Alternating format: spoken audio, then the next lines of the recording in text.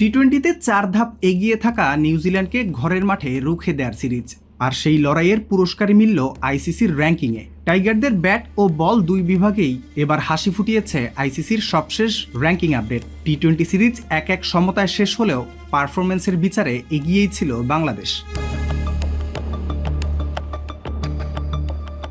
3 ম্যাচের টি-20 সিরিজে নজর কেড়েছেন তাওহিদ হৃদয়।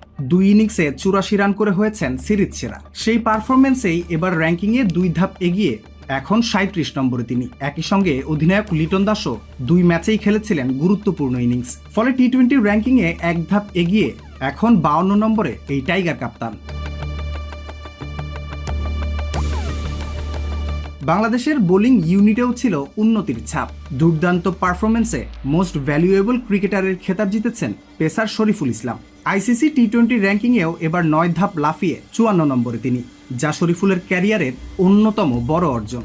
অফ স্পিনার মেহেদী হাসানও ধারাবাহিক বোলিংয়ে 1 ধাপ এগিয়ে উঠে এসেছেন 17 নম্বরে। তবে শুধু বাংলাদেশি না, এই সিরিজে প্রাপ্তি আছে কিউই শিবিরেও। বেন সিয়ার্স 10 ধাপ লাফিয়ে 51 নম্বরে, আর ঈশ্বরদী 4 ধাপ এগিয়ে 84 নম্বরে। বাংলাদেশের বিপক্ষে এই সিরিজের পারফরমেন্সই এই লেগ স্পিনারকে কিউই বোলারদের মধ্যে নিয়ে গেছে শীর্ষস্থানে।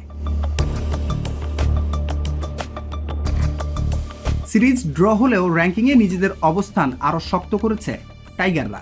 সামনে ব্যস্ত সূচির মাঝে ভিন্ন ফরম্যাটে এবার এগিয়ে যাওয়ার পালা। নিঃসন্দেহে এই পারফরমেন্স টাইগারদের আত্মবিশ্বাস যোগাবে নতুন চ্যালেঞ্জের সামনে। রাফিউল ইসলাম রাতুল, বিডি স্পোর্টস টাইম।